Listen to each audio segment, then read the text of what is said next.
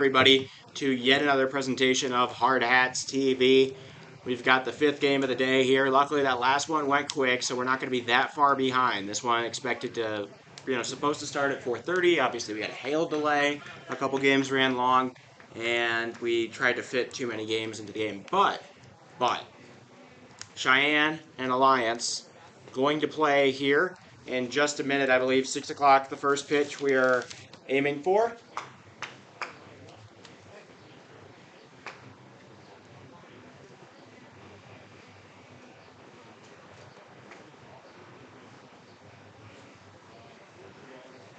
Okay.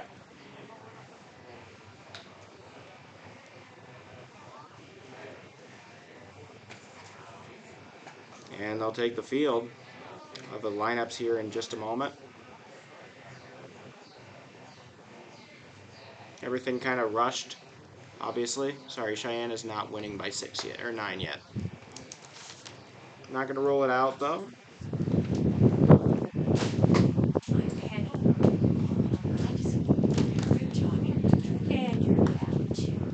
We're fans. Tell them. We were watching all day. Thank you. All right. Tony Escamilla leading off. At the playing shortstop for Peltz Co. 26, Kobe Strom is third base. Espen Lanik will be batting third. He's had a heck of a tourney. Brings up, and then Carver Nemnich will be DHing at the cleanup spot. At 5, Mikey Johnson.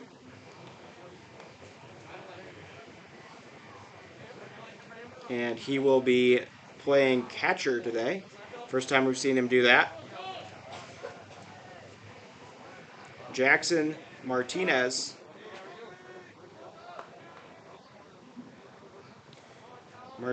going to be batting 6th and playing 2nd.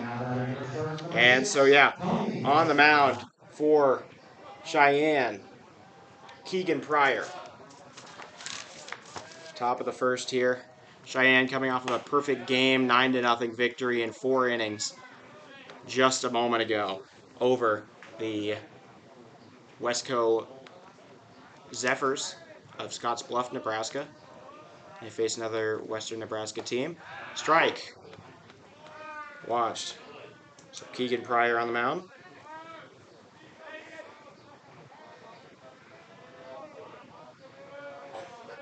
The 1-1.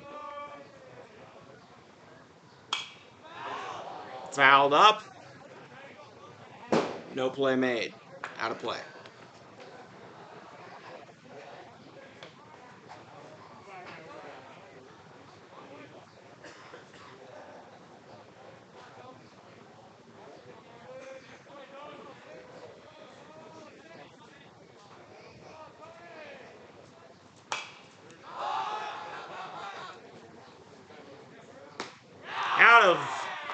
So a pop-up will lead to the first out of the game.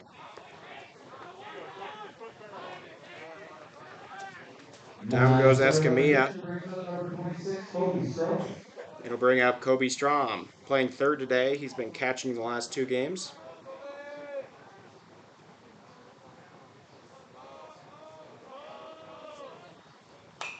Fouled away. 0-1.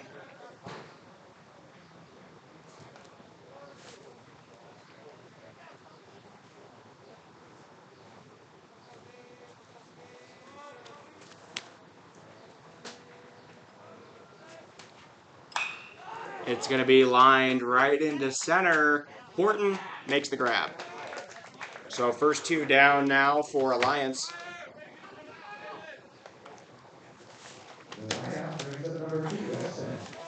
Keegan Pryor.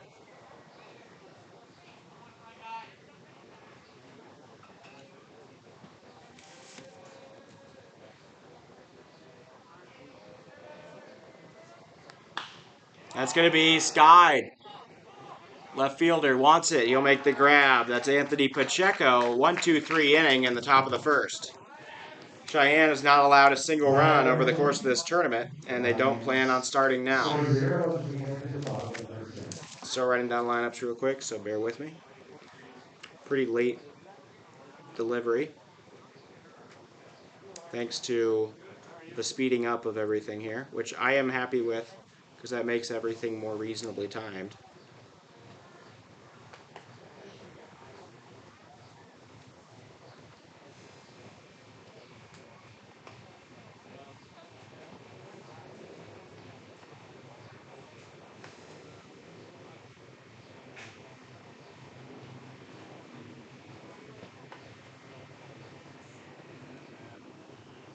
Sorry, Seeley playing center, not Horton.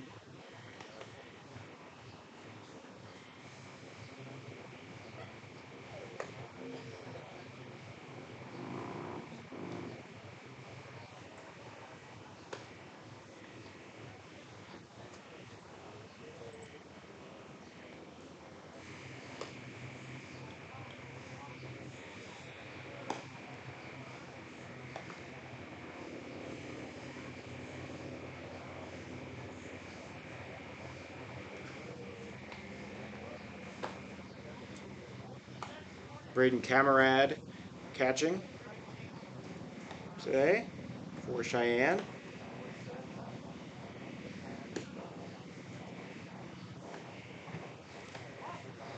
Okay. Cheyenne enters the game 3-0, not allowing a single run, meaning they are on the inside track almost certainly if they can pick up the win here, going to go to the championship game, regardless of the Hard Hats finish.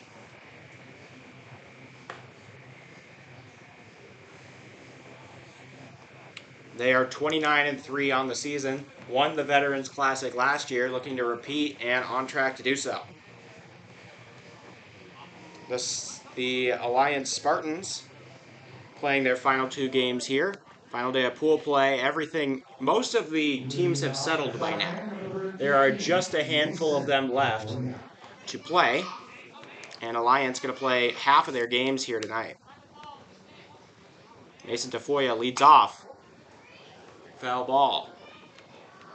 0-1.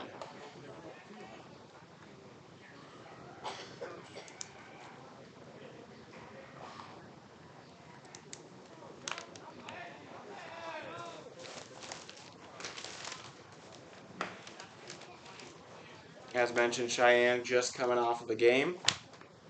In said game, Tafoya, a pair of walks, and that is hit high, not playable. Watch out. Right off the top of the canopy here at Fitzgerald Stadium in Rapid City, South Dakota. It's a pretty night. You guys could probably see that on the camera. Shadows starting to creep. That is hit. Line drive right at the right fielder. He will make the grab. The first one put away. Big moment there for Peltz. Right fielder E.J. Garcia sees it into his glove. Brings up Landon McAnally.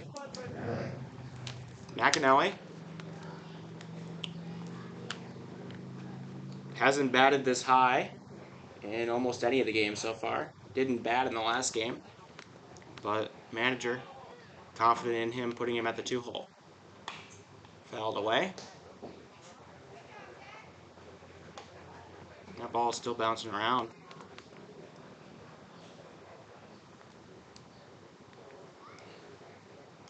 Oh, 1.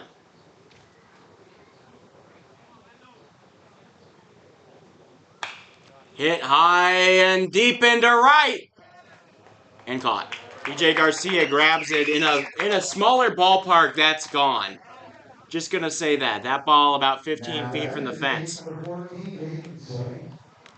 In a lot of ballparks, this is one of the biggest ones I've been in for Legion baseball. And the confine's very pitcher friendly. That ball stays in. So a pair of flyouts to right on the game. That's hit. And will it be a third? Garcia falls. It will not. It lands going into the corner. Hayden Swain touching second. He will start running for third. The throw just now coming in. He will have a stand-up triple. Garcia sold out, trying to keep them off of the board, and that'll be a triple. Now batting, number 4, the right fielder, Braden Pearson. Cheyenne put up 5 runs in the first inning of the last game. Actually, they didn't score any in the first inning. Scored 5 in the second. Put up 9 through the first 4. This is Braden Pearson, the Texas commit. Holding the bat with one hand. Something that I bet a lot of spectators can. It's kind of a heavy thing, and the ballots to do that as well, kind of hard. Just grabbing it by the hilt, holding it out there. Baseball players' grip strength and arm muscles so in tune with everything. They can do that kind of effortlessly. 0-1.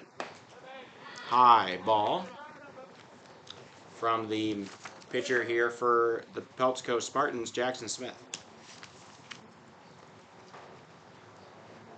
Smith, a righty.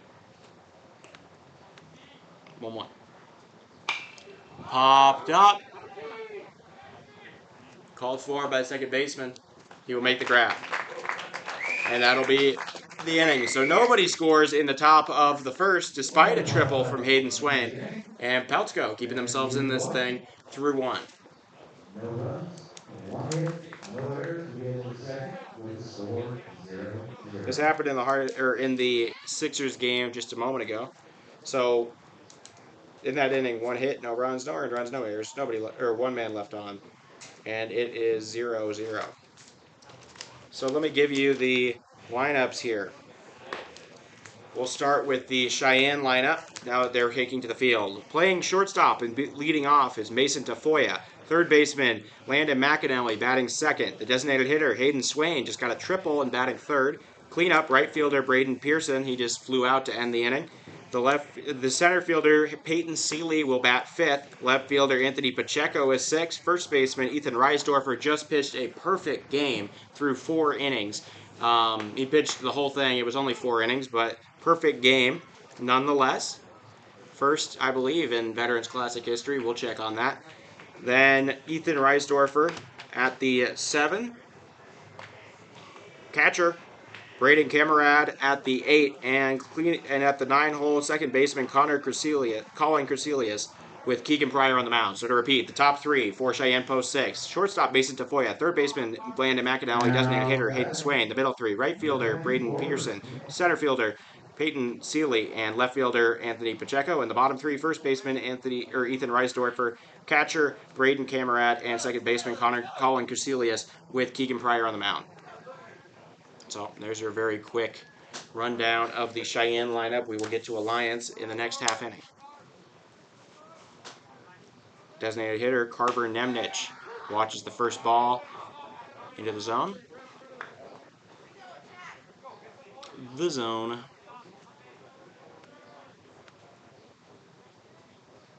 0-1. Strike 2. Nobody reached base in the first inning. Keegan Pryor continuing a 5-inning perfect streak for Cheyenne. Ball in the dirt, 1-2. It could be longer than that. They played against Huron yesterday. It could be. So 1-2. Pryor, the pitch, right? Oh, just off the plate outside it looks. Got some players here for the Hard Hats. They got a while, but not too long to wait. Soft grounder to the third base side. It's scooped by Crecelius. The throw in time. The out recorded.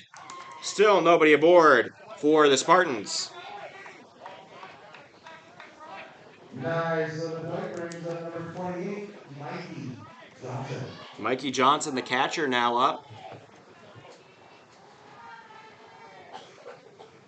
Johnson DHing and playing outfield the last 2 days.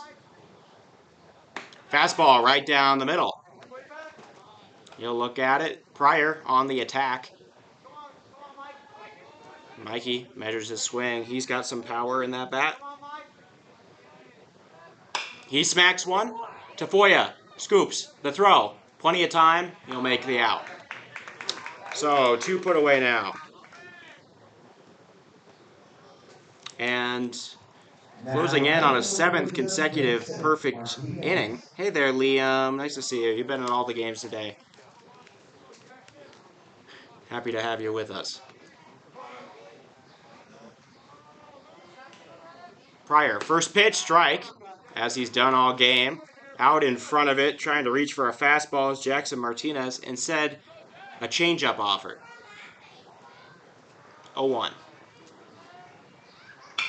Hit down the line. Foul. No, fair. Umpire calls it fair. I don't know about that. And running. It'll be a hit. A double. I'm not going to lie. I'm on the third base line right here. Looking down the third base line. That was foul. Only by like 5 inches, but it was foul. Anyways, can't change that.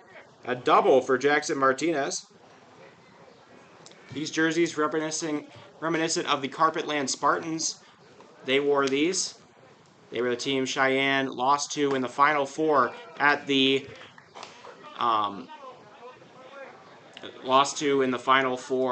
of the Legion World Series in Shelby, North Carolina. First pitch ball. Pryor's been attacking the zone. Now he throws one in the dirt. Operating a little different with a man on. Something else about that that Carpetland team, Lincoln East, also Nebraska, and they were the winners of the Central Plains Regional we hosted last year. I do have the updated standings. I have to go through lineups first, and then probably top of the third switch.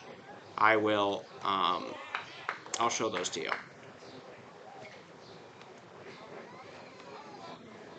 I do have updated standings. I only did it for the Fitzgerald so far. The other one is current, but we're waiting on a game to finish. It was the 7th inning with Gehring and I can't remember who the other team was. Gehring was playing. I think it might have been the Harrisburg Gold. Ball outside. 2 on, 2 out. A walk issued by Pryor.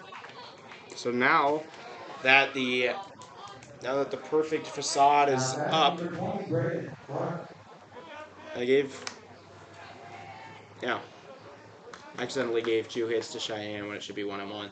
But that's just the scoreboard. Braden Clark now up, the first baseman, looking to drive in some batters. Strike 1 delivered by Pryor. First pitch strike.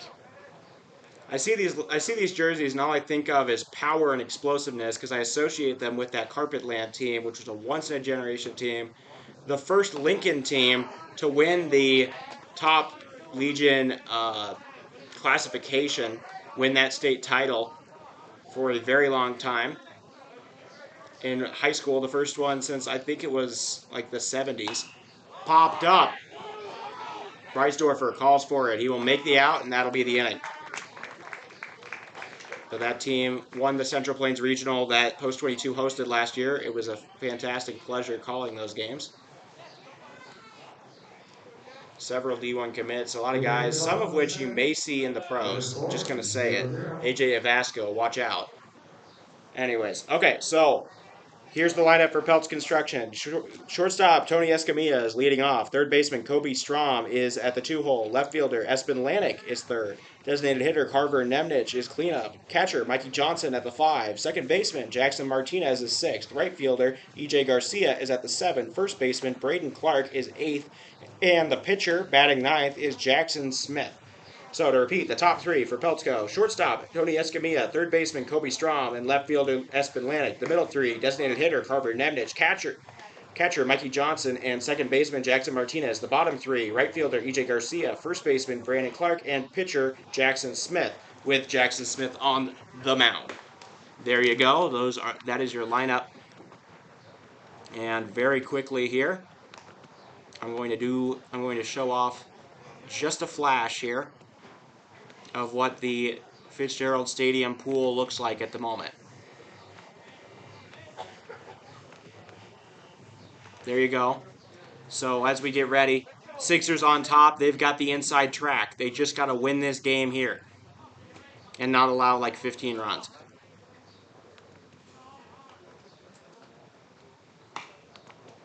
And then Pensko with a lot to lose. They have to play the Hard Hats after this. They get the two toughest matchups back to back, trying not to fall into that big, messy 1-3 pile. And if they do, they don't want to allow that many runs. Strike. Curveball. It's now 0-2. Jackson Smith attacking the zone. Up to bat here for Cheyenne, Peyton Seeley, the left fielder. I believe he is a college player. I just don't remember which one.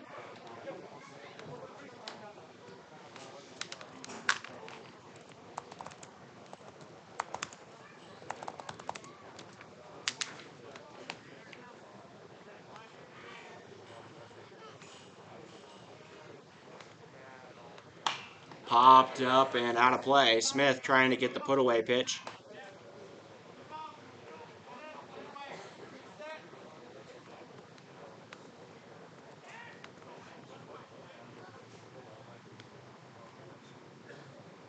Top fastball, 87 miles an hour for Seeley. Oh wait, that's not a walk, sorry. That was just the first ball of the at-bat.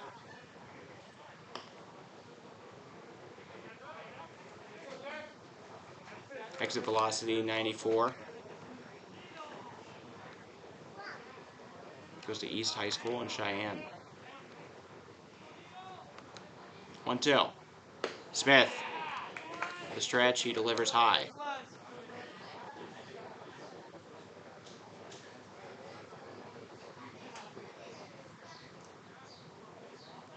Hardheads here having a good time watching the game. Popped up and out of play. 2-2.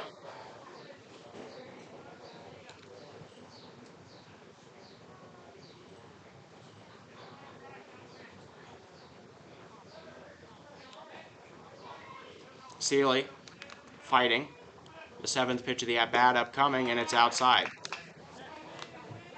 Sorry, eighth pitch of the at-bat was that. This is the ninth pitch of the at-bat.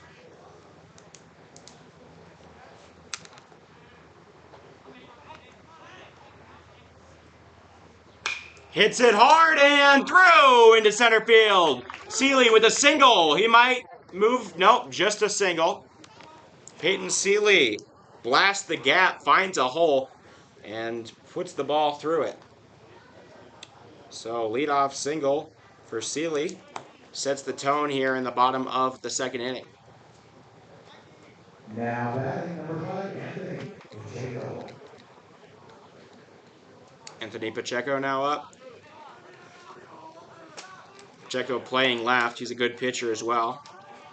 Might be the starter tomorrow. Seeley hasn't pitched either, though. Or Corey Williams. There's a lot of good options here for Cheyenne. 1-0. I know the Cheyenne team very well. Probably the second best team I know behind the Hard Hats themselves. We play them every year, it seems, and they're in all these tournaments. We played 5 games against them this year, 6 games against them last year. It's a strike. Taking off. Seeley will be safe at second.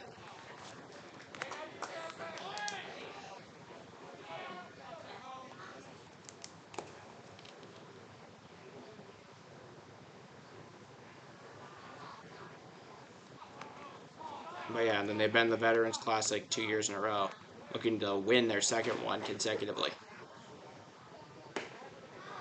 Strike 2.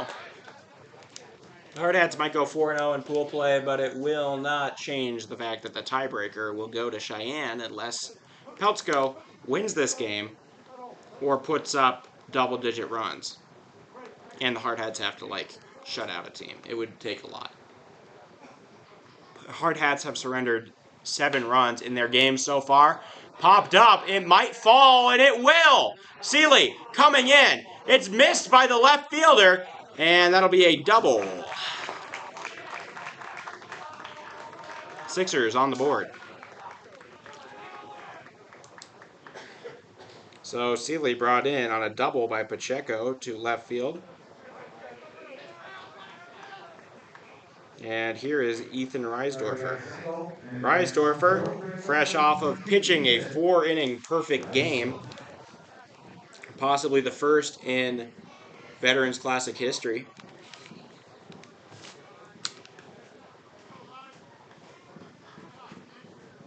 Strike 1. Smith hoists the ball into there. Ooh, there's this plane in a place that I don't ever see it. Turning away from the mountain and left. Oh, speaking of planes, our flyover's canceled. Very sad. 0-1. High, ball 1. Yes, but I'm waiting on that Gehring game, and then I need to fiddle with it.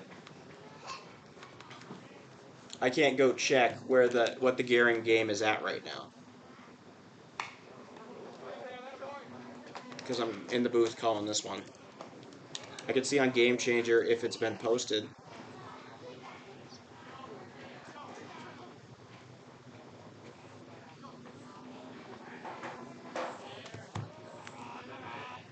Pitch high, 2-2.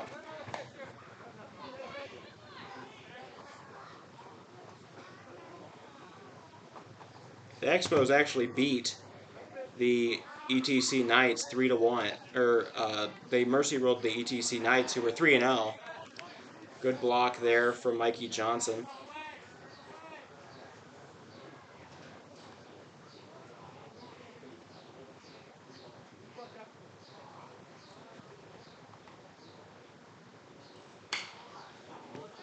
Hit hard and foul. Full count still.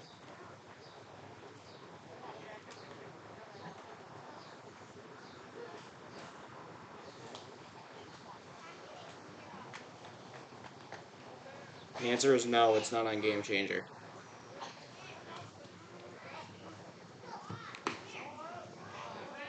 And that'll be ball 4. Full count walk taken. The getaway, the put-out pitch, not really working right now for Jackson Smith. He's loading the count in his favor, but it isn't exactly cashing out like he expected. So Laramie and Gehring played. Okay, no, the game ended. Laramie won that game 10-6. Outside ball.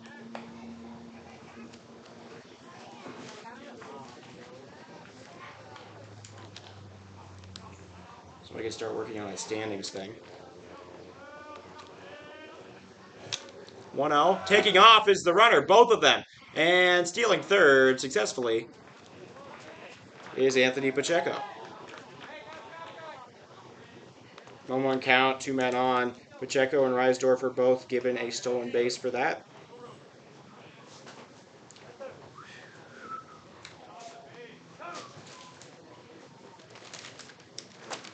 One to Camarad.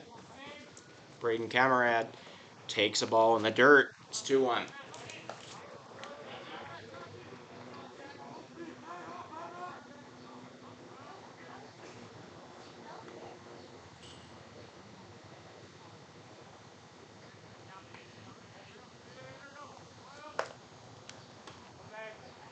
Taken high.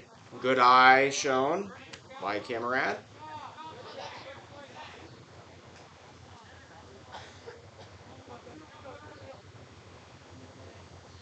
Fun fact about Alliance, Nebraska, the name of the city decided by a railroad superintendent, I believe, who got the blessing to name the city. He chose a one-word name at the start of the alphabet because he thought it'd be good for business. So Alliance was settled on. Full count. Popped up and might be playable. Nope. That one's going to leave a divot in the grass. Both kids go sliding on the wet grass. Some of the parents here laughing. The kids running after the ball, of course. Full count.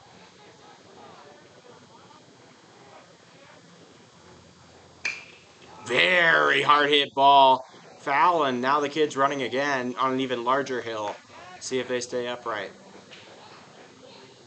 To their credit, they do. Full count.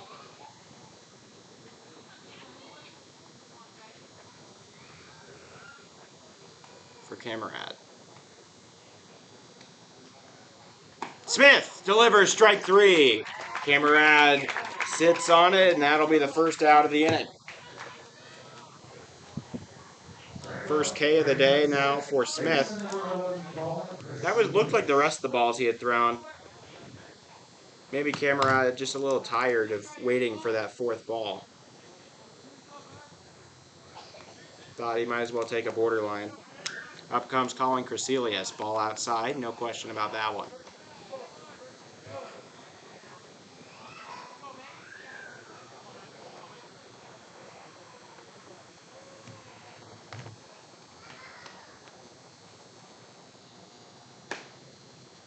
Strike at the top of the zone.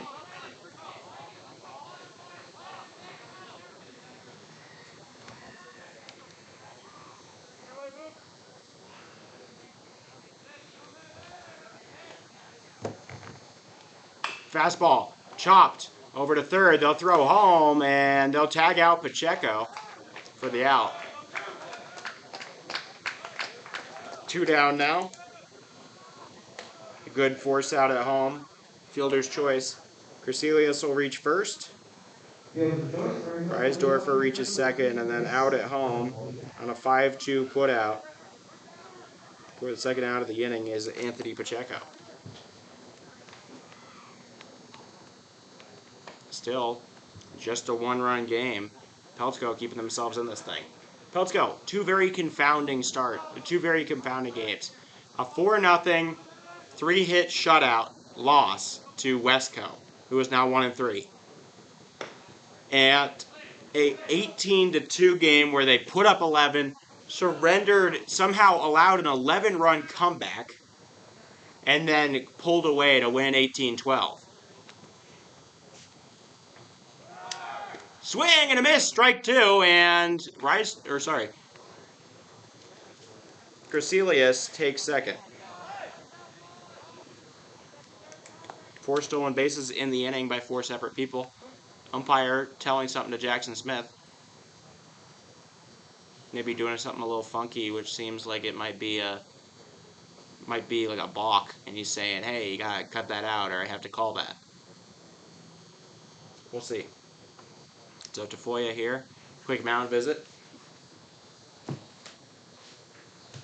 I'm going to look up the Box Elder sliders on Game Changer, see if I can see how long that game went, because that matters.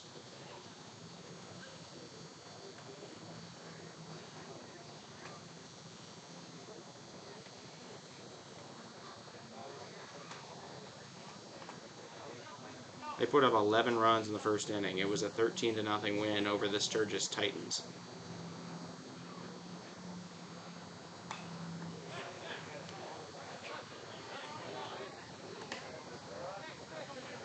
I'm only seeing clips from 3 innings right now. So, did they finish it at 3? They might have. Might have been a 3-inning. That would explain why they were able to play a 6-inning game already. Tafoya now staring down a 2-2 count.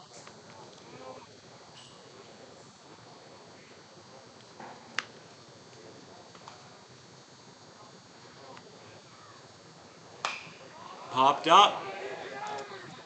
Charging. And making the grab is EJ Garcia. So, despite allowing the first 3 men aboard, loading the bases, the Sixers only plate 1 run. Top of the 3rd now, coming up. Recap that inning. So 2 hits, 1 run. It is earned to the pitcher, Jackson Smith. There are no errors, and 2 men are left aboard. It is 1-0. This is the second best start against Cheyenne of any team in this tournament, which, out of 4 teams, pretty good. The other one was Huron, who, it still could be the best start. I'm not going to say that, but...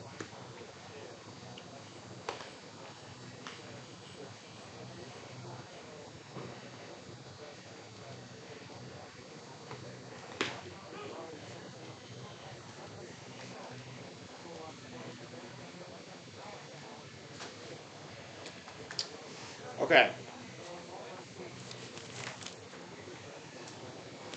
I'm going to calculate some things real quick.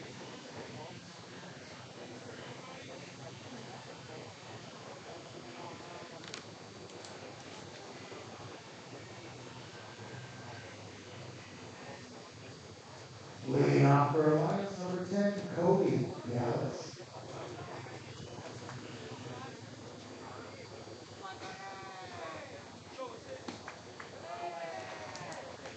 Leading off this inning for the Alliance Spartans, Braden Clark, the Peltz Construction Spartans. 2 balls.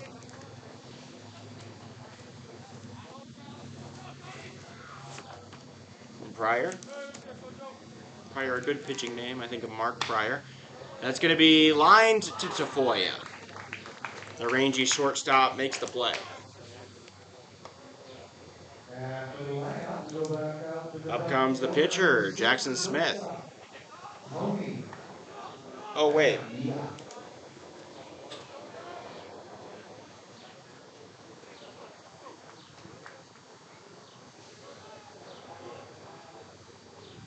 That was Jackson Smith who just lined out.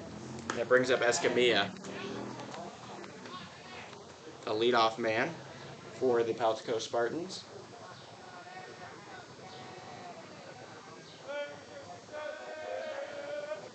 Pryor, pitch at the eyes, 2-0.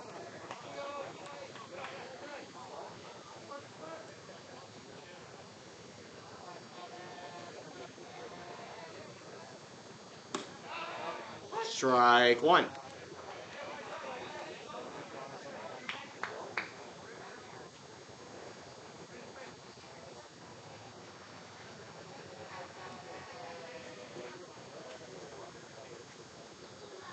Grounded right back up the middle and into the outfield.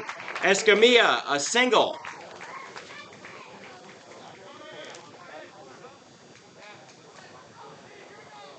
Ground ball brings up number 26, Cody Stone.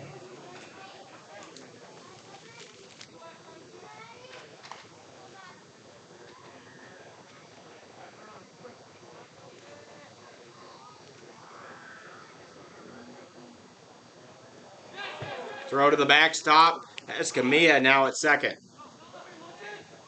On the wild pitch from Pryor.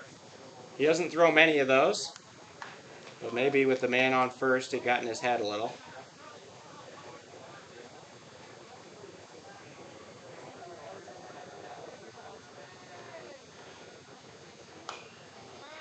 Fouled back.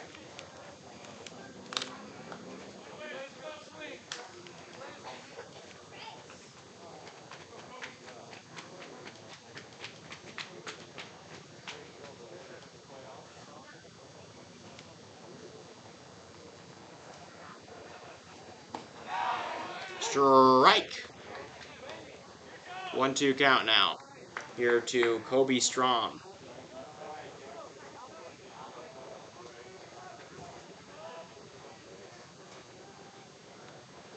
The pitch from Pryor. Smacked. Swatted even. Tafoya handles it on a bounce. The throw to first in time. And 2 down here in the third inning. And for the field choice, we've got number 2. Tafoya is such a sound defensive player. A real serious improvement over what we saw last year.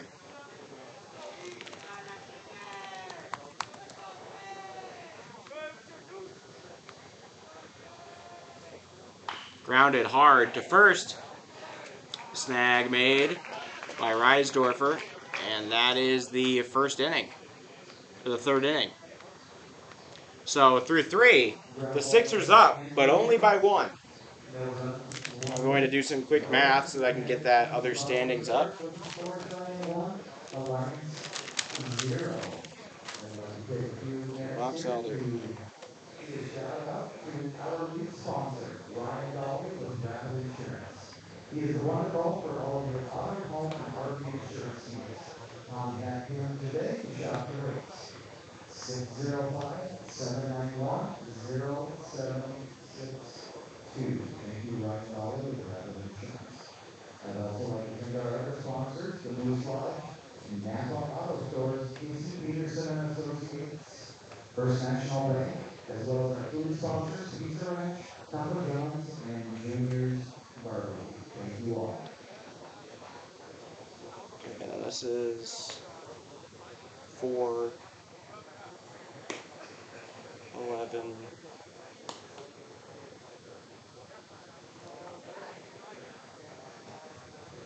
Okay, then gearing.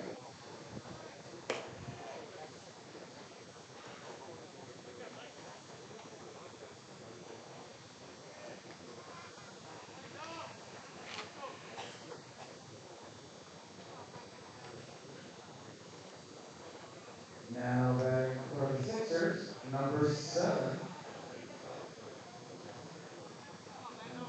Up comes Landon McAnally, leading off the third inning. First pitch of ball. Darren. Never would I expect Darren Good to be the one standing in front of the camera. He knows better. That's going to be hit into right and diving! Not making the grab is Garcia. Gets hit by some sort of invisible wall. And that'll be a single. Just able to get it. Garcia catching his breath. Maybe knocked the wind out of himself diving for that play. He's got pellets all over his face. Needs to wipe them off. So McAnally, leadoff single. Seeley had a leadoff single and came around to score the last time.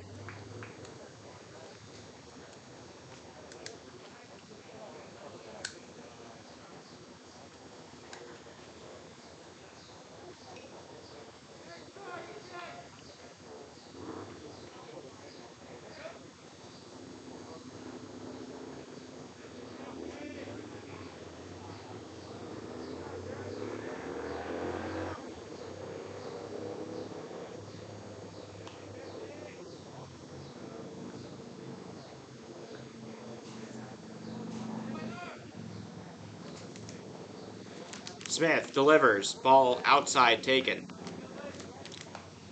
Batter Hayden Swain hit a triple in his last time up.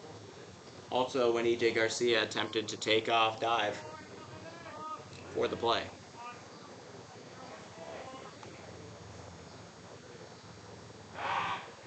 Throw to first, offline.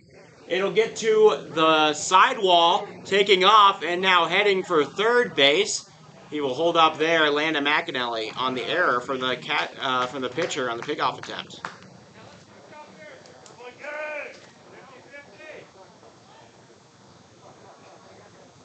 First error of the game for either team.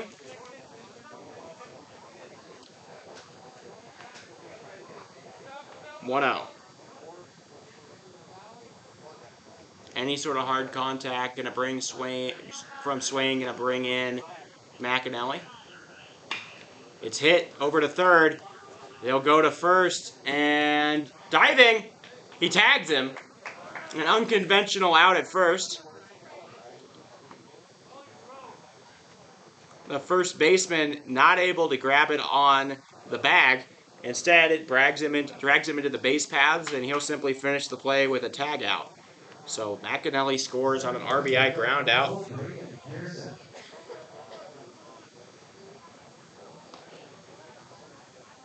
And it's now 2-0 Sixers. This is still a very close game in comparison to most. That is going to be hit into right. Garcia makes the grab. No need to dive there. And now 2 outs. A lot of balls going Garcia's way in this game. Flyout brings up number 8, Peyton Seeley.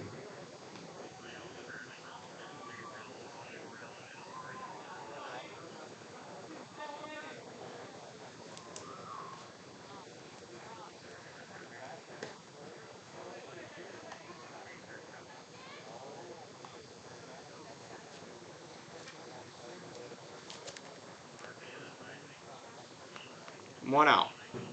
Fouled off of the catcher mask. 1-1.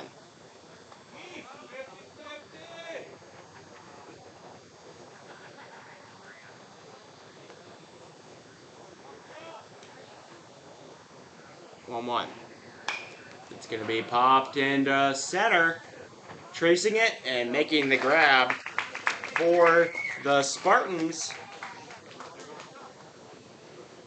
Flyout is the inning. 1 run, 1 hit. Now we get to the top of the Yeah. with the score Cheyenne 2, Alliance 0.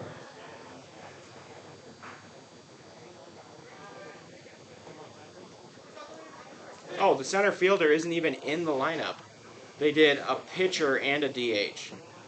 I was wondering where the center fielder was. He's not even in there. This must be Cody Gallus, I would guess, out in center. That's who's been playing the last 2. But only 1 scores in the bottom of the 3rd. It is a 2-0 ball game. Peltz holding their own here against the Cheyenne Post 6 Sixers. So 1 hit turns into 1 run. It is unearned, though the error was on the pitcher. So in my opinion, that makes it earned. And nobody left on. 2-0 the score. So Laramie's innings.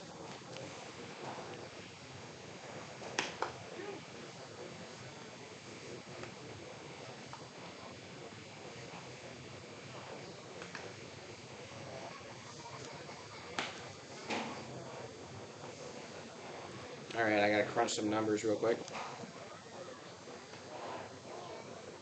Leading off the inning for Alliance, number 22, Mikey Johnson.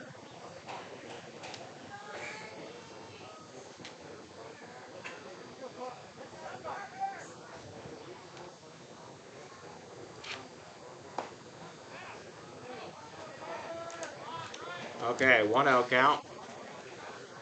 Sorry, there's people in the way. Dang it.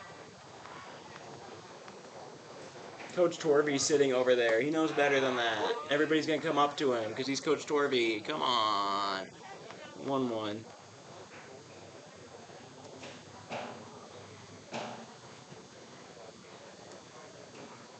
One count.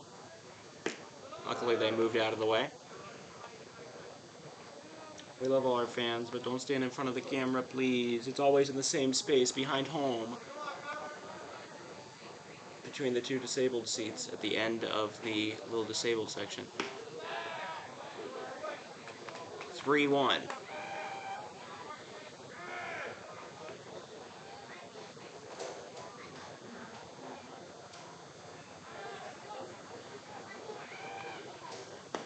Low.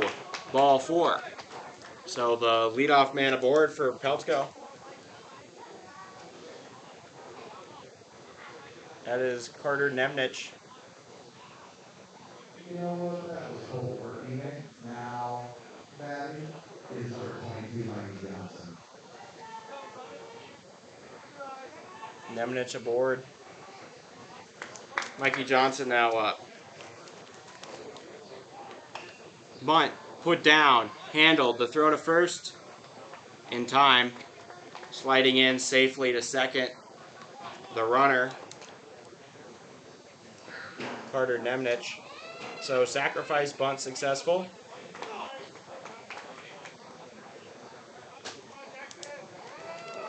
Mikey Johnson out. Brings up Jackson Martinez. There was a guy with a very similar name. But it's very similar on the Lincoln team. I don't think it had an X Jackson, but it had a Jackson. And I want to say I really want to say that there was also a Jackson Martinez on the Lincoln team.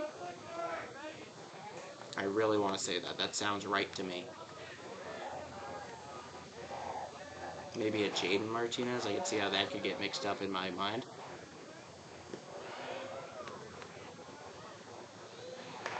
Two out.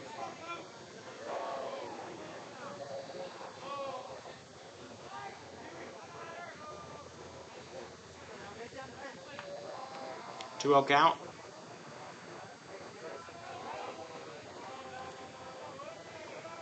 Man on second, one out.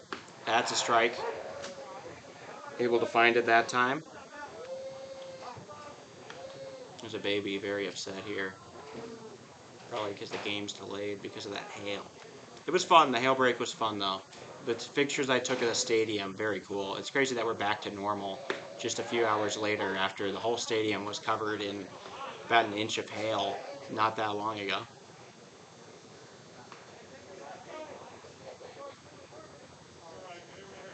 Man, I guess it's been 4 hours, but still. It was like this even closer to the thing, maybe 2 hours after. Everybody pulling in. All the hard hats coming to sit. Full count. A lot of people thought that one was a strike. I'll watch it back here on the mini replay system I got for Hard Hats TV. Hey, I'm just looking at the stream, by the way. I'm just looking at the stream, but it's on a slight delay.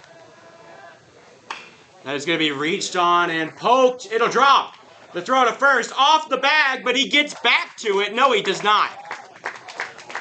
I thought he got back around to it. So a single for Jackson Martinez. Able to get him aboard. Now 2 on, 1 out.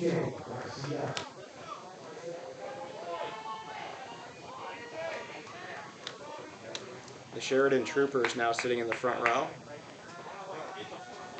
Sheridan currently inhabiting the 1 seed. They're going to start scouting the Cheyenne team that would play tomorrow if they don't get upset here.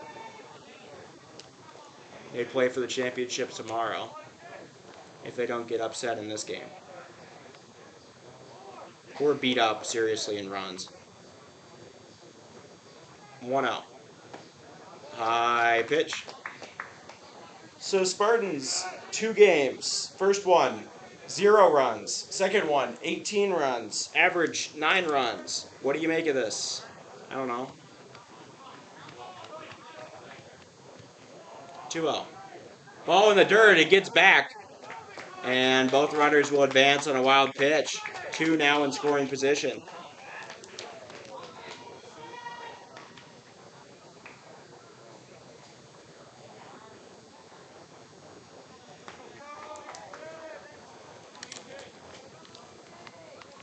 Three-0 count.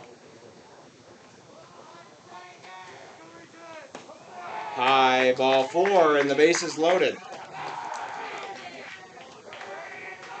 Cheyenne in the scariest position they've been in all tournament. And they're going to maybe reach it to the bullpen. They do have somebody warming up over there.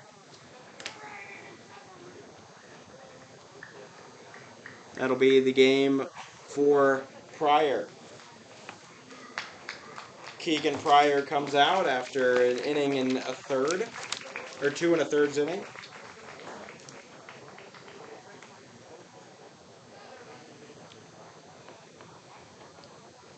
And the bullpen man now coming in.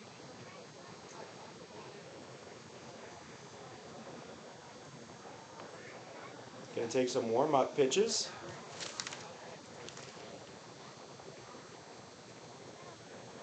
Number 3 for Cheyenne. Let me see who that is. I don't know them by number yet.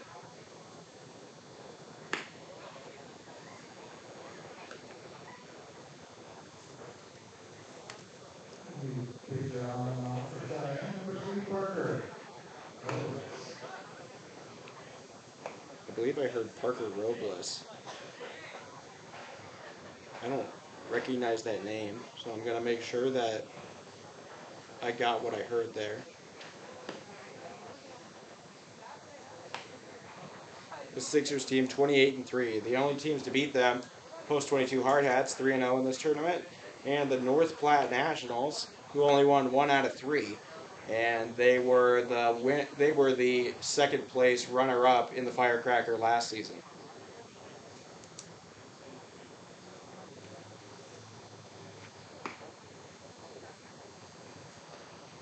Parker Corwitz, that's it.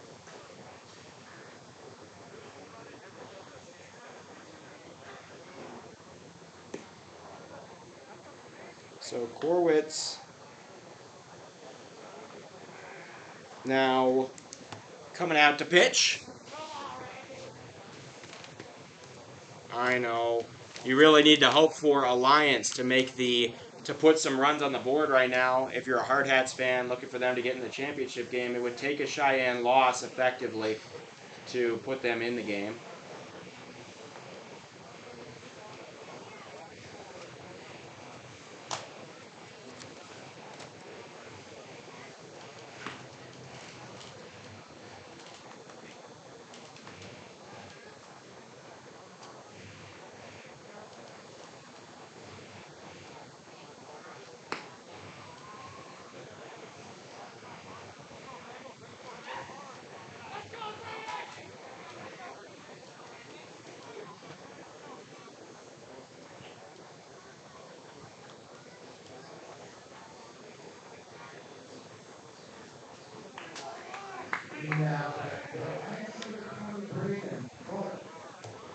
Okay, I almost have the other thing.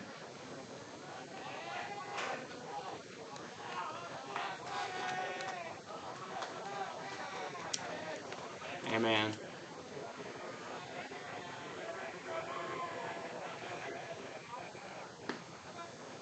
I don't anticipate a Cheyenne win, or I don't anticipate a Peltz win here, but if you do need a win for the Hard Hats, if you want them in that championship game, you would need a upset from Peltz. That's just as it stands. That one plays a note off of the railing on the dugout. 1-1.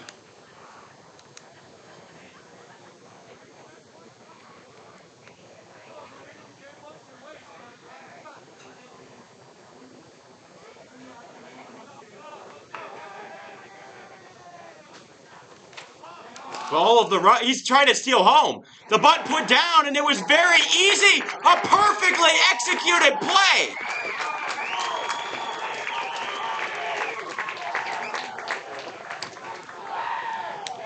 Already most of the way home by the time the ball came to him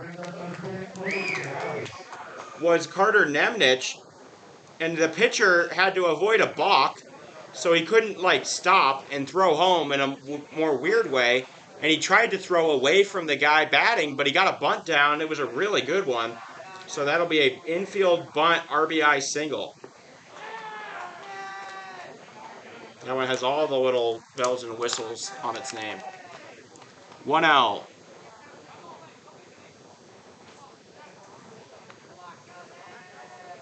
Jackson Smith now up. He lined out to Tafoya before. Base is still loaded. Horwitz throwing with a weird sidearm delivery, but it's working. 1-1. Everybody on this Cheyenne team very talented. Made it to the Final Four in Nationals last year. First Wyoming team to ever do so. They returned most of their core. 1-1. Popped up, and that could be playable in foul territory.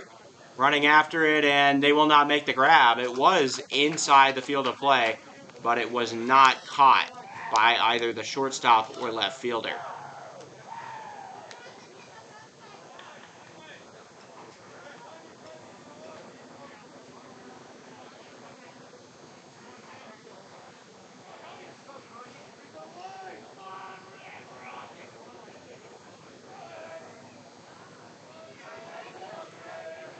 Sorry, the Spartans not tied up. I got eager.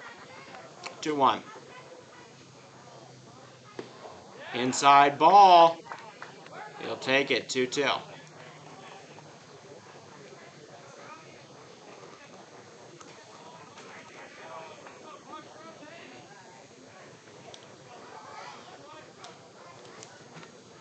Corwitz pitching here. Swing and a miss, strike 3. Corwitz strikes out the batter, Jackson Smith.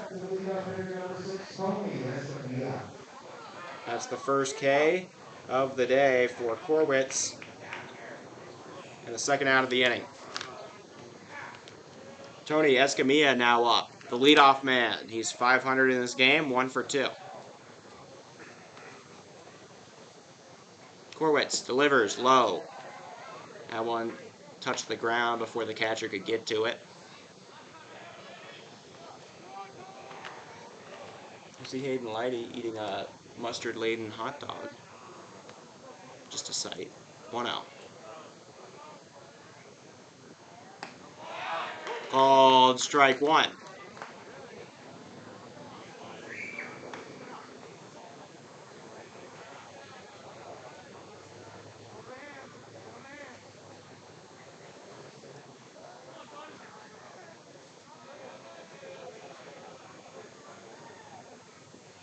Swung on and hit hard to third. McAnally swallows it and he will touch the bag. Cheyenne gets out of a jam with the lead.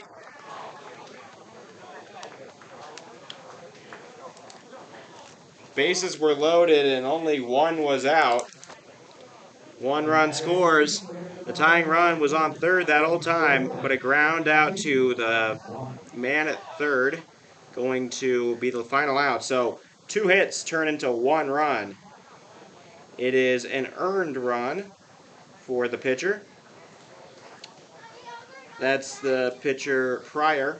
There are no errors, and 3 men left aboard. It is now 2-1.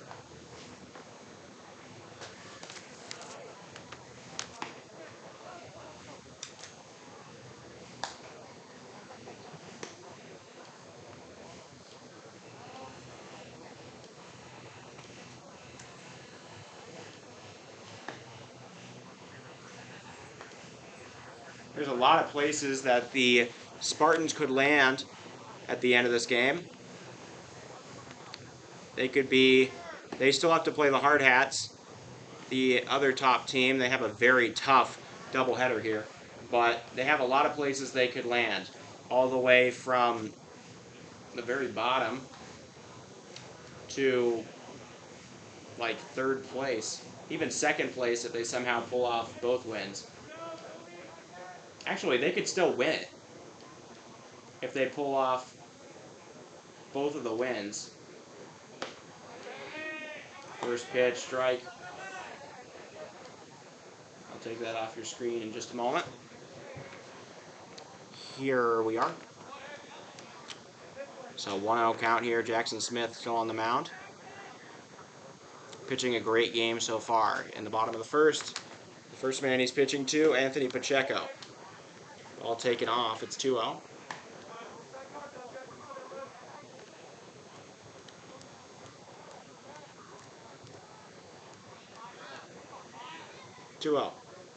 Strike 1.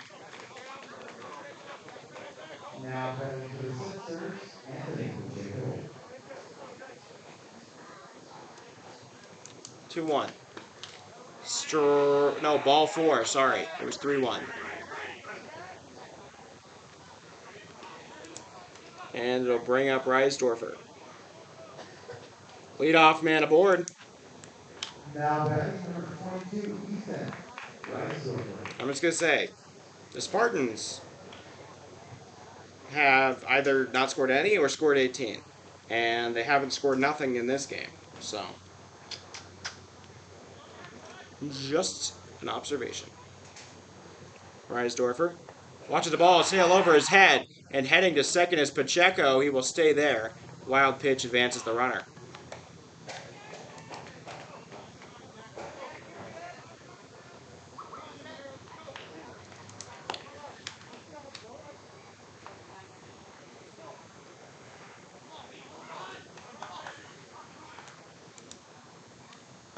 Taken at the eyes.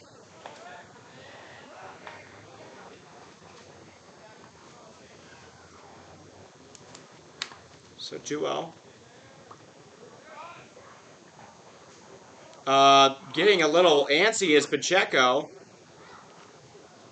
Smith hesitated a little too long on the throw to the shortstop, Escavilla, and he will not catch Pacheco.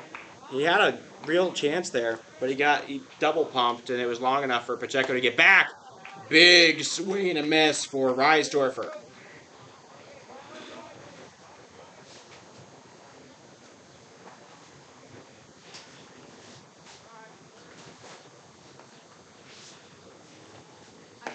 Ball thrown high.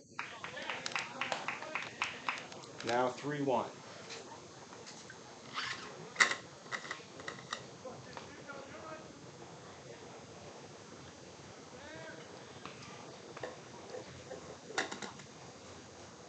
Swing and a miss on a ball in the dirt.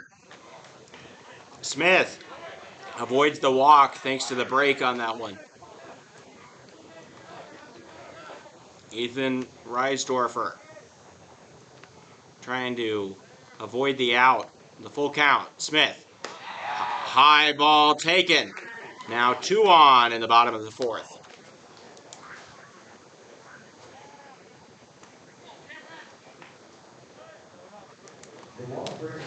Camarad now up.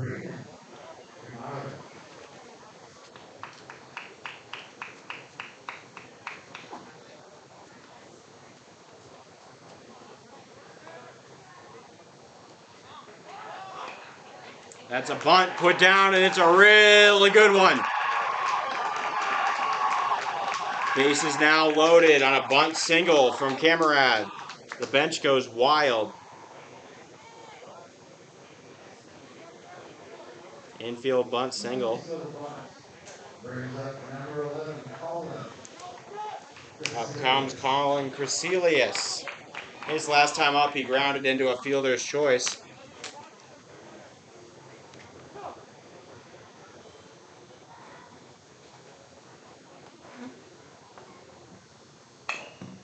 Foul ball. It's 0-1. A throwback to the pitcher, almost offline. Could have been dangerous.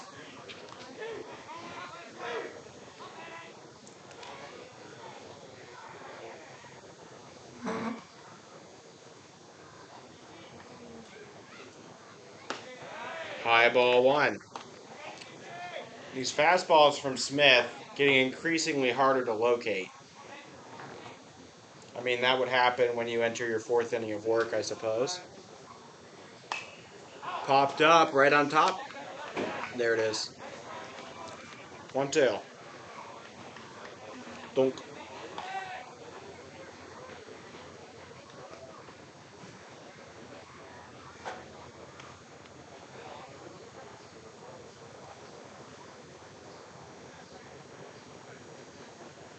Smith gives him one. It's lined into right. 1 coming in. Reisdorfer coming all the way home, and 2-run score. Sliding into 3rd is Camarad. And a 2-run single. The Sixers up 4-1 now. Still no outs here in the bottom of the 4th. It looks like Cheyenne post 6 finally locking in and getting in their groove. So 2-run score. Camarad over to 3rd. Reisdorfer comes in. Pacheco also scores. Brings up Mason Tafoya, a normally very good hitter. Is 0 for 2 in this game. So I don't know what they're saying. Do they need to take off his gloves? Oh, Camarad, they're pinch running, but only at 3rd. It took him a while to call for the courtesy runner. I didn't know that was allowed. I guess I don't know why it wouldn't be. It was just something I didn't think of. It's just interesting that you would want a runner now, but not earlier. And it'll hit the back of Tafoya. Eats some leather, takes a parent's favorite, and walks down to 1st.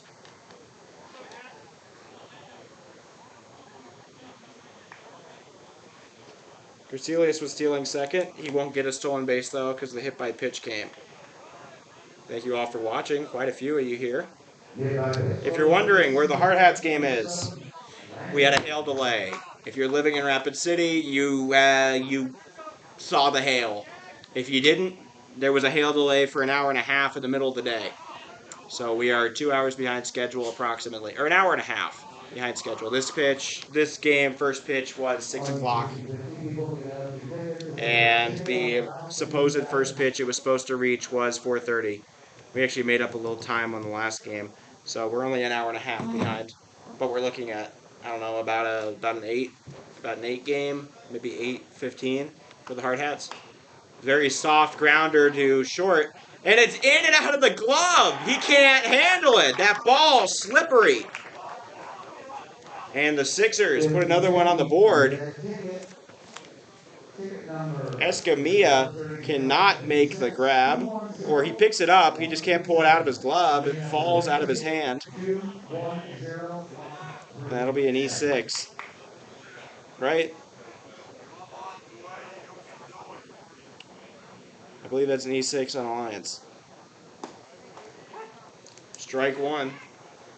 Delivered to Hayden Swain. Number 14, Hayden Swain.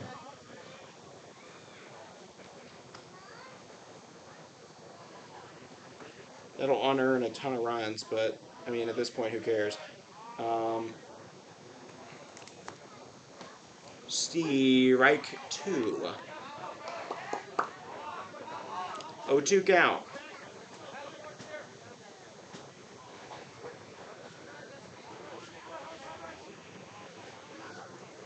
O'Till swung on and fouled away.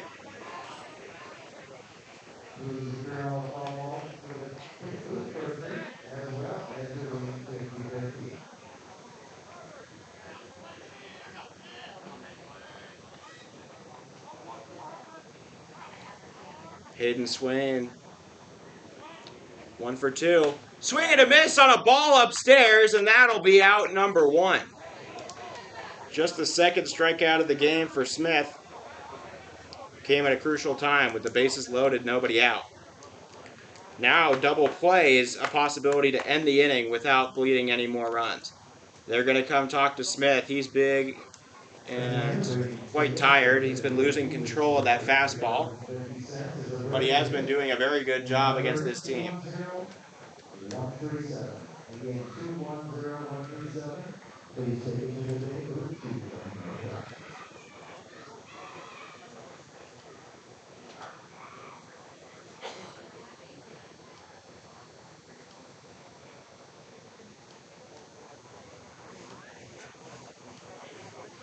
I'm almost done with that other scoreboard.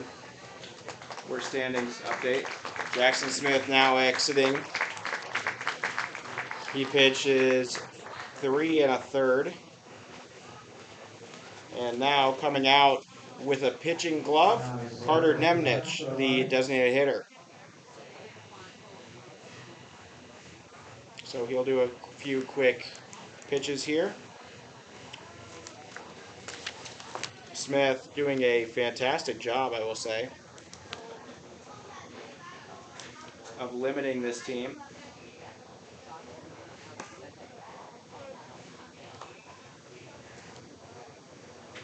New pitcher on the mound for Alliance, number 22, Fuller.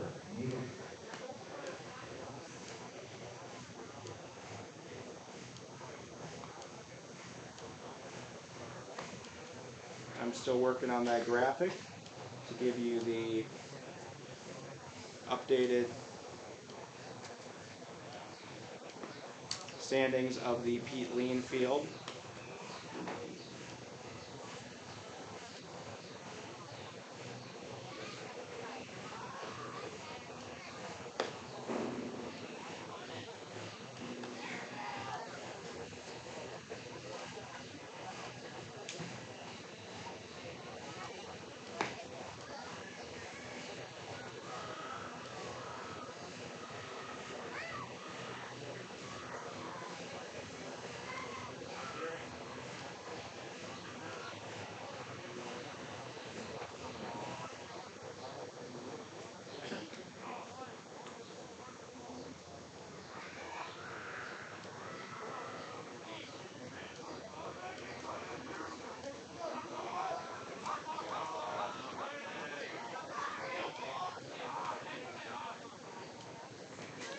done with the graphic.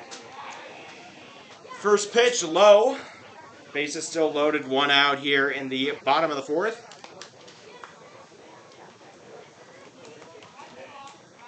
I'm actually going to email it.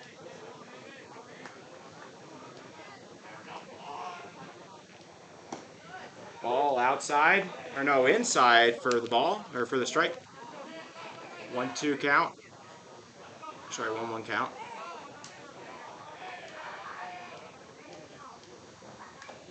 Foul tip, and that'll be the second strike here in the at-bat.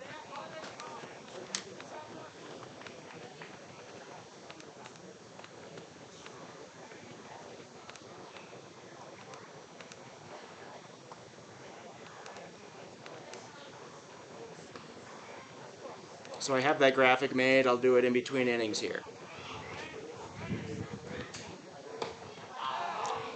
For the standings of the other pool. 2-2.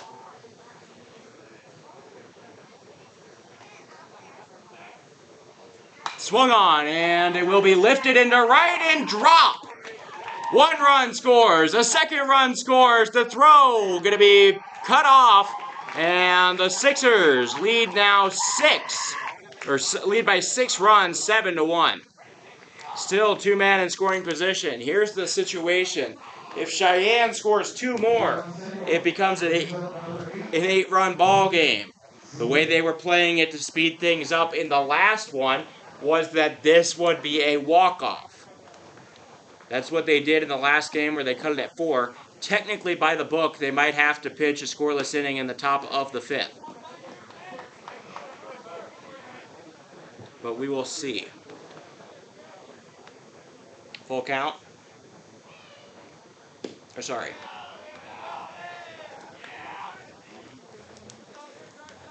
Not a full count. That was a 2 RBI single from Pearson. Actually a double.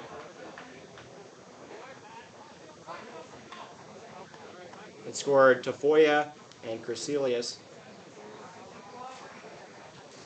So McAnally on 3rd, Pearson on 2nd. 1-0 count. Here to Peyton Seeley, the last batter to step up to the plate in this inning. So 2-0.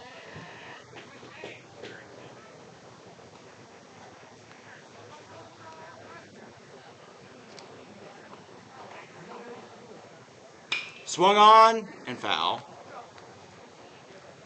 I'll see what they signal. I count 2-1. I don't know what the umpire's counting. The scoreboard counts 2 or 1-2. They're probably right. 2-2. That's different than both of us. So 2-2 count. Reached on and just got a piece of it. Heads up.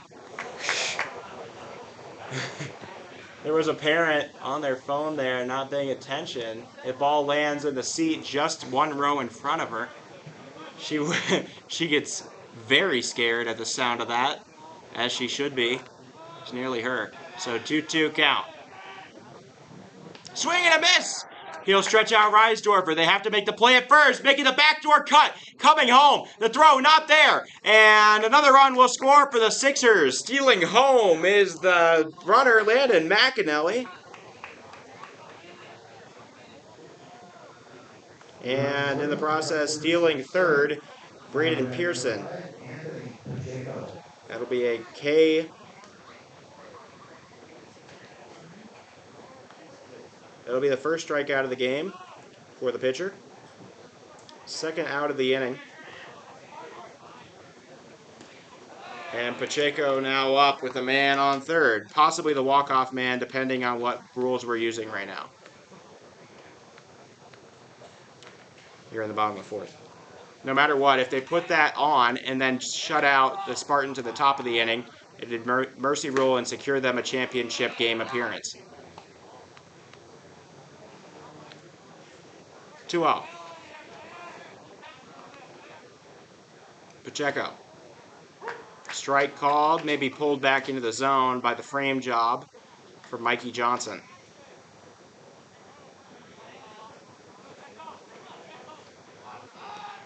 2-1. Swing and a miss, strike 2. Pacheco down in the count now. Last batter, Seeley, was stretched out on a slider and out at first base. He reaches, that's going to be right on top of us. Still 2-2.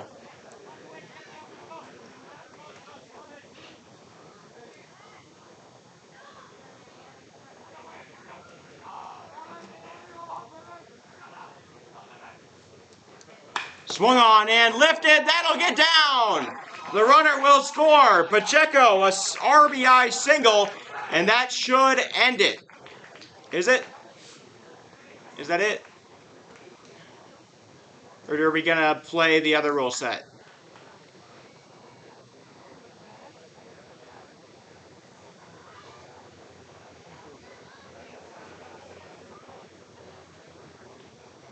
By normal rules, that would end. By normal rules, they'd still have to shut out the Spartans in the top of the 5th to secure the mercy rule. But we played an abbreviated version of the rules in the last game that allowed them to walk off the team in the bottom of the 9th, or bottom of the 4th. And we're going to use the real rules. So the normal rules are set up. If the Spartans get within 8 in the top of the 5th, the game will continue.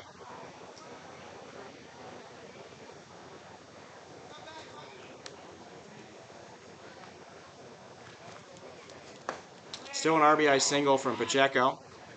First pitch ball.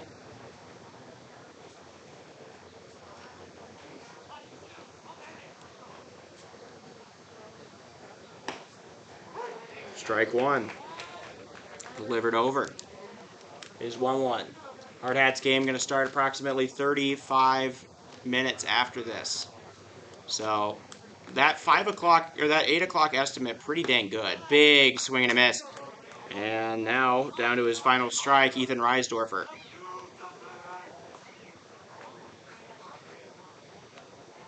Pacheco with the leadoff.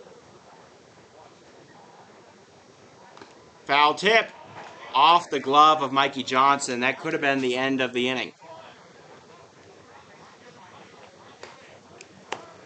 It went into the glove, but came back out.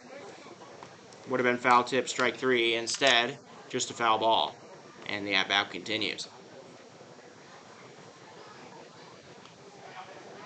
1-2. Ball in the dirt, and Pacheco takes off, steals second. I'm not even calling that a wild pitch because the ball didn't... He was off before, and it didn't get away from the catcher. So that'll be a stolen base from Pacheco. 2-2 count now here to Reisdorfer. Very high. He'll move his head out the way, and full count.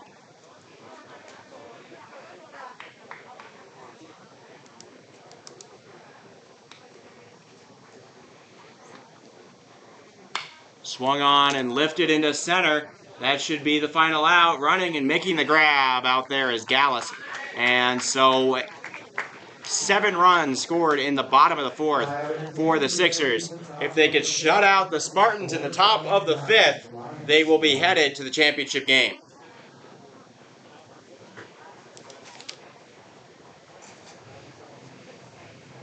Still a very good performance from the Spartans here. Reminds me a lot of Huron. Huron kept it very close. No runs allowed through 3 innings.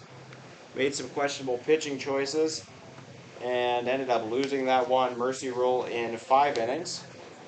This would also be mercy rule in 5 innings after the dam kind of broke.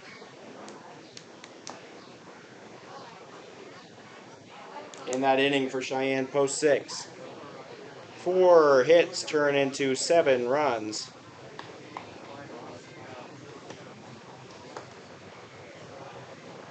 Three of them are earned. There are 2 errors. No, there's 1 error on the shortstop, Escamilla, and 1 man is left on. 9-1 the score. Coming back out for a second inning of work is Parker Corwitz. And just a moment, you guys wanted to see this? Or at least one of you did? Here you go. This is where it stands. It's about to be outdated, so, you know, don't lose your marbles. But that's where the Pete Lean Stadium stands. This is where the Veterans Classic Fitzgerald Stadium stands. So tomorrow, the way that it works, the 1 seeds will play each other for the championship. The 3 seeds will play each other for the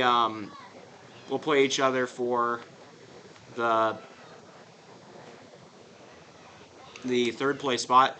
It better not be Post 22 versus the Expos.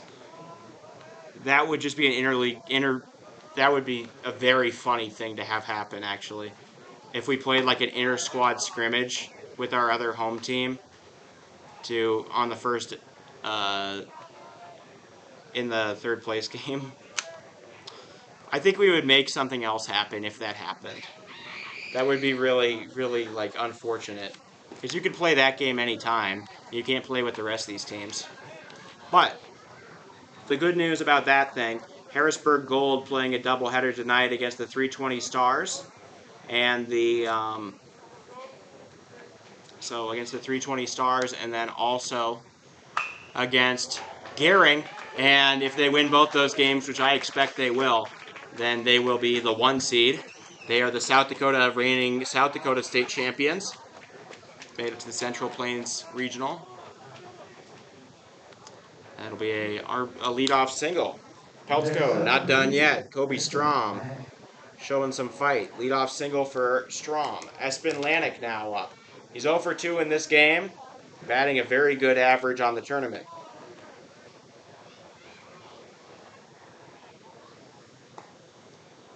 Ball outside and low.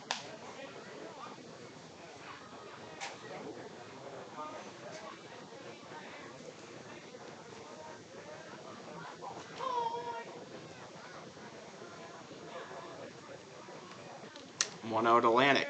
Corwitz delivers. Outside, another ball. The Sixers can't allow any runs in the top of this inning, or the game will continue. In order to put their foot on the throat here and secure their secure a trip to the championship, they need the win. That is a ball slightly low. They need the win, and this would secure that for them and leave a lot of variables out of the equation. Corwitz looking like he's going to walk the man. 3-0 count to Lanik. That'll hit him in the back, and that'll be a very interesting ball 4.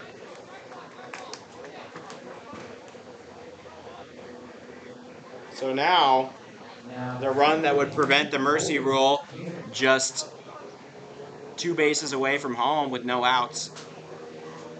And it brings up the designated hitter, Carver Nemnich. Nemnich walked and scored the only run of the game for the Spartans back in the 4th inning. Strike 1.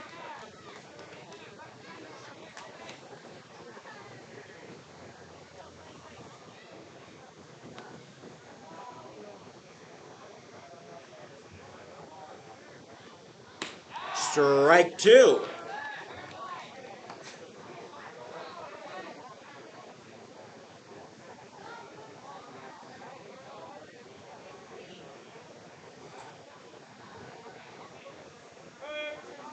O'Till.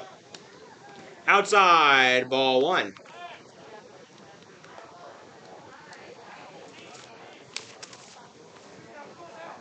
Camarade does a good job to corral that.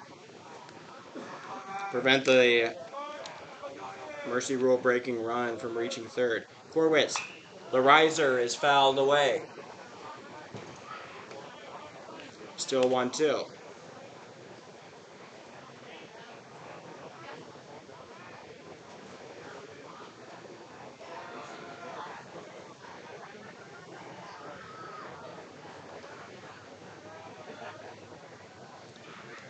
Curveball hits the Peltz, and it's 2-2.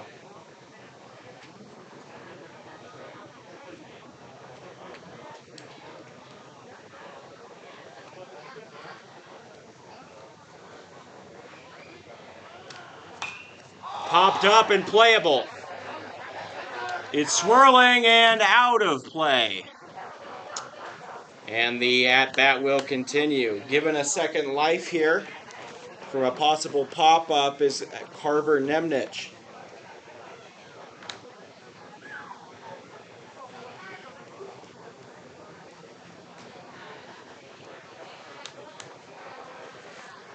Full count. Or sorry, 2-2 still. Looking for his first out. Korwitz delivers. High. Nemnich, a good job to resist on that one. Now a full count. Nemnich can load the bases with a walk here. He will foul off a strike. Concession stand, watch out. Is he going to stay up there? It's still up there. What the heck?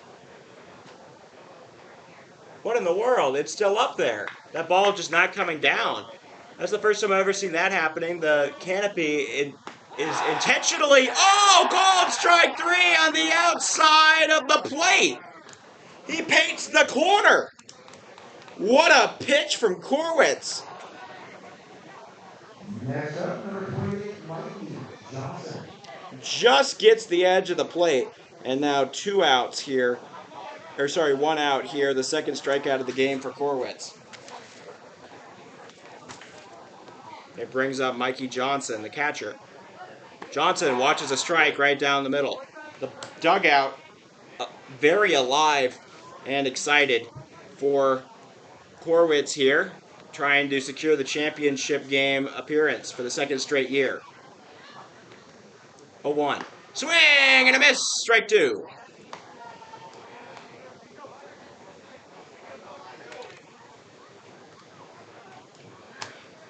So the Hard Hats have allowed 7 runs.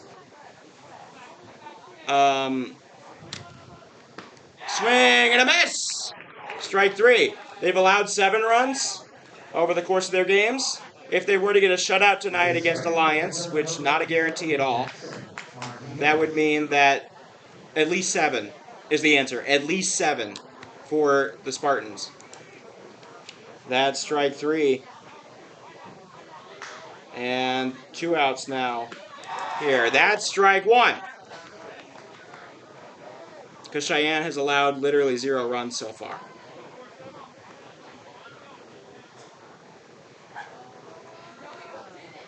Still going undefeated in the tournament would still be pretty cool. Ball outside, 1-1. An improvement over last year for sure. And when it goes down to a tiebreaker for why you can't win it, it's a pretty good situation. Because they didn't play head-to-head, that one smoked at his coach. He gets out of the way. Surprisingly calm and collected. Guess he's seen a lot of line drives. Had sent his way.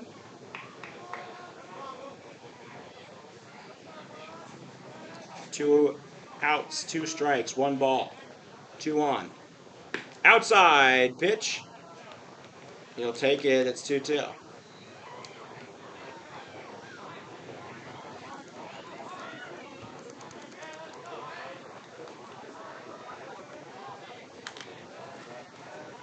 The 2-2. Korwitz. Ball in the dirt. And it will go full. Jackson Martinez trying to keep the Spartans' hopes alive in this one. Korwitz trying to close the door and secure a ticket to the championship game.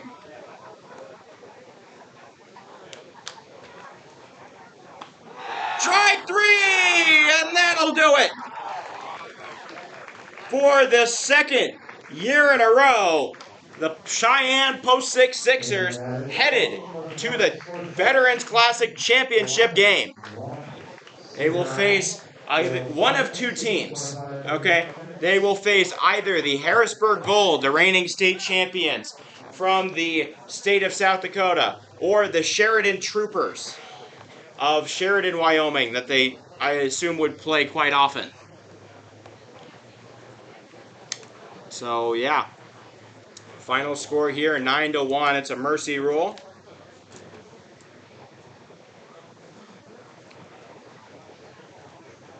Horwitz going to earn himself the save here. Surprisingly enough, because he came in and it was just a 2-run game. It was just a 1-run game, actually. So, yeah. Okay, so that'll be it. I will have updated standings in a moment. We'll have a nice little thing. Next up, Alliance going to play against the Post 22 Hard Hats, who are looking to continue a 7-game win streak and finish pool play undefeated here in the Veterans Classic. Thank you all for watching. It'll be just the first pitch in about 40.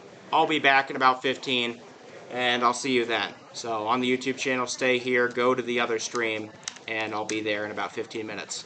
All right? See you in a bit. Final score here, the Sixers punch their ticket to the championship with a 9-1 win over the Peltz Spartans of Alliance, Nebraska.